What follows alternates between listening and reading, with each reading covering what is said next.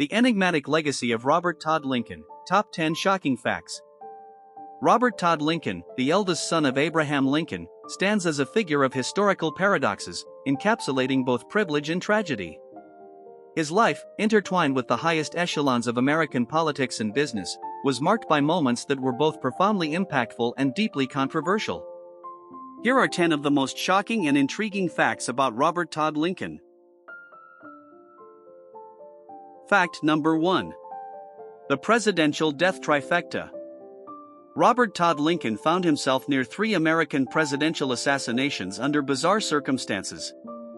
Although he was not at Ford's Theater on April 14, 1865, when his father, Abraham Lincoln, was shot by John Wilkes Booth, he was nearby and spent the night in vigil at his father's deathbed. On July 2, 1881, Robert was at the Baltimore and Potomac Railroad Station in Washington, D.C., where he witnessed Charles J. Gutierrez shoot President James Garfield. 2 decades later, on September 6, 1901, he was at the Pan American Exposition in Buffalo, New York, when President William McKinley was shot by Leon Zalgas. His presence at these critical moments in American history, though coincidental, led him to fatefully remark on avoiding presidential functions due to the fatal outcomes associated with his attendance. Number 2. The Minister to the Court of St. James. From 1889 to 1893, Robert Todd Lincoln served as the U.S. Ambassador to the United Kingdom under President Benjamin Harrison. His diplomatic tenure at the Court of St. James's was crucial in mending post-Civil War tensions between the United States and Britain. He navigated through complex international waters during a time when the U.S. was emerging as a global power. This role not only required a deft handling of diplomatic relations but also put him at the center of significant policy discussions involving trade, military alliances, and international law, thereby enhancing his reputation as a statesman capable of substantial diplomatic achievements. Number 3. Secretary of War under 2 presidents. Appointed by President James Garfield just months before Garfield's assassination in 1881 and continuing under President Chester A. Arthur, Robert Todd Lincoln served as the Secretary of War until 1885. During his tenure, he oversaw the modernization of the military and was instrumental in organizational reforms. He supported the establishment of the National Guard and the improvement of America's coastal defense systems. His administrative success was exemplified by his oversight of the completion and dedication of the Washington Monument in 1885, an event that symbolized national unity and engineering prowess. Number 4. Legal luminary and railroad magnate. Robert Todd Lincoln's legal and business careers were marked by significant achievements and controversies. After graduating from Harvard Law School in 1864, he built a successful legal practice before becoming the president of the Pullman Palace Car Company in 1887. His leadership saw the company expand dramatically. However, it was also during his tenure that the infamous Pullman strike occurred in 1894. The strike began due to widespread worker dissatisfaction with wage cuts and high rents in company-owned housing. It escalated, leading to a nationwide railroad strike, severe violence, and federal troop interventions. Lincoln's management during the strike was heavily criticized, but he also gained a reputation as a strong, if stern, corporate leader. Number 5. The Lincoln's Cursed Cloak.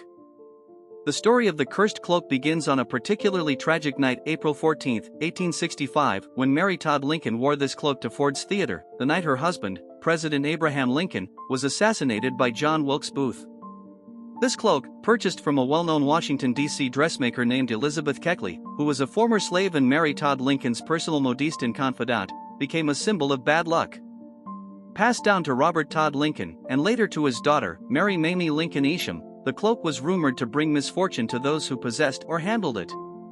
This piece of clothing was steeped in the lore of a family curse, with subsequent owners and their families experiencing various personal tragedies, which many attributed to the cloak's ominous legacy. Number 6. The prototype of Air Force One. In a significant event marking early American advancements in aviation, Robert Todd Lincoln was one of the first passengers aboard a military dirigible in 1908. This dirigible, considered a precursor to the modern Air Force One, embarked on its maiden flight with Lincoln to demonstrate the potential of military and presidential air travel. The flight took place from Washington, D.C. to Gettysburg, Pennsylvania, and was part of a larger exhibition showcasing air travel's capabilities. This dirigible, operated by the U.S. Army Signal Corps, represented a leap forward in technology and strategic mobility. Lincoln's participation underscored his interest in cutting-edge technologies and his forward-thinking perspective, reflecting a legacy of embracing new advancements that could benefit the country. Number 7. Witness to Edwin Booth's heroism. In an almost poetic twist of fate, Edwin Booth, a famous American actor and the brother of John Wilkes Booth, the assassin of Abraham Lincoln, saved Robert Todd Lincoln from a potentially fatal accident. This incident occurred a few months before the assassination of Abraham Lincoln, on a train platform in Jersey City, New Jersey. Robert Todd Lincoln slipped and fell into the space between the platform and a moving train. Edwin Booth, recognizing the danger, quickly grabbed Lincoln by the collar and pulled him to safety, saving him from possible grave injury or death. This act of heroism by Edwin Booth in late 1864 or early 1865, not long before his own brother would commit one of the most infamous acts in American history, added a complex layer to the Lincoln family's interactions with the Booths, intertwining their fates in the annals of history. Number 8. Avoiding assassination. Throughout his service as Secretary of War from 1881 to 1885, and later as a prominent public figure, Robert Todd Lincoln received multiple threats against his life, which were particularly ironic given his father's assassination and his presence at two other presidential assassinations. These threats were severe enough to necessitate regular protection by law enforcement and led to several interventions to ensure his safety. The nature of these threats often stemmed from his high-profile position and his association with policies and actions that were contentious at the time. For example, his role in overseeing military affairs during a period of significant restructuring and his representation of the Pullman Company during the violent 1894 strike made him a target. The intersection of his professional undertakings and his lineage made him a symbolic figure, and thus a potential target for those harboring resentment towards the U.S. government or the Lincoln legacy. Number 9. A fortune in dispute. After the death of his mother, Mary Todd Lincoln, in 1882, Robert inherited the majority of the Lincoln estate, which included a substantial amount of financial assets and valuable memorabilia linked to his father. This inheritance was not just substantial but laden with historical value, leading to intense public and private scrutiny. He faced several legal challenges regarding the management of the estate, particularly from other family members and historical societies interested in preserving Abraham Lincoln's legacy. These disputes often played out in the public eye, casting Robert in a controversial light, as many perceived him as mishandling the symbolic and financial aspects of his father's legacy. The legal battles over the estate highlighted the complexities of managing such a significant and historically important inheritance, which was estimated to be worth several $1 million at the time. Number 10. The isolated final years.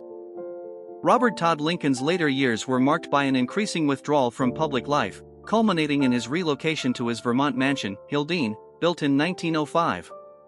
After the deaths of his wife, Mary Harlan Lincoln in 1937, and three of his children, he found solace in the solitude of his expansive estate, engaging primarily in maintaining his vast property and personal affairs. His life in these years was characterized by reflective solitude, a stark contrast to the public roles he had once played. Robert Todd Lincoln died in his sleep on July 26, 1926, at Hildene.